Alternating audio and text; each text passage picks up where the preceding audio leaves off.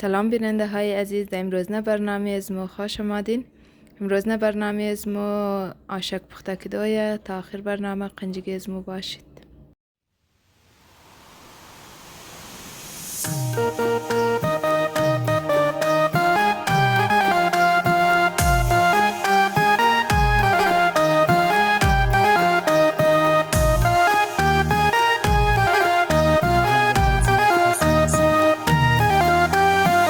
ستاره جل جلی شامی دل من، عزیز جان تویی آرامی دل من، عزیز جان تویی آرامی دل من.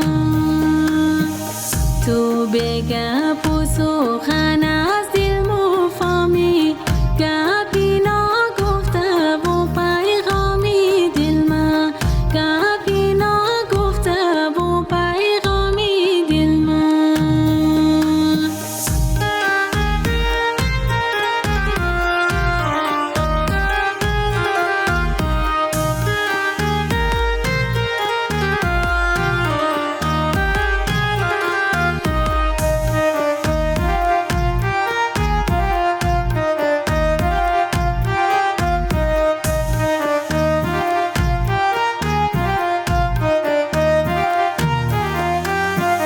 چی می بادامی تو به حد قشنگه، دیداری دلبری خوش قد قشنگه، دیداری دلبری خوش قد قشنگه. تمامی فصل های زندگی من، قد از تو بخی 100% قشنگه، قد از تو بخی 100% قشنگه.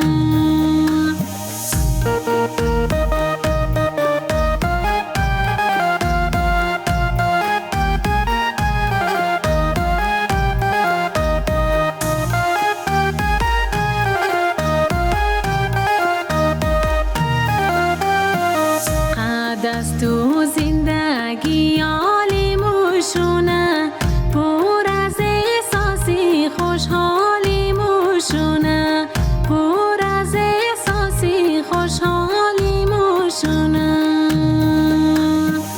سر بلوم بله شان تو یارم، دلیم از غصه ها خالی موشونه، دلیم از غصه ها خالی موشونه.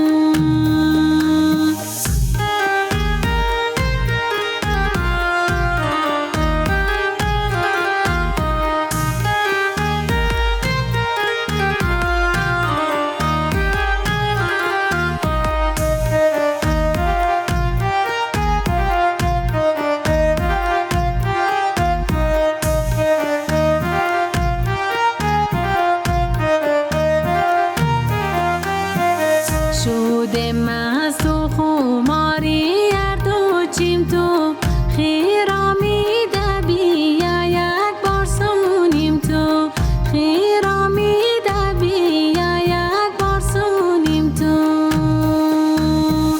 جهان با تو موشه خیلی رومانتیک، زیاد عشق و از بوی شمیم تو، زیاد عشق و از بوی شمیم تو، زیاد عشق و از بوی شمیم تو. مست و خماری هر دو چیم تو، خیرامیده بیا یک بار سونیم تو، خیرامیده بیا یک بار سونیم تو. جهان با تو موشه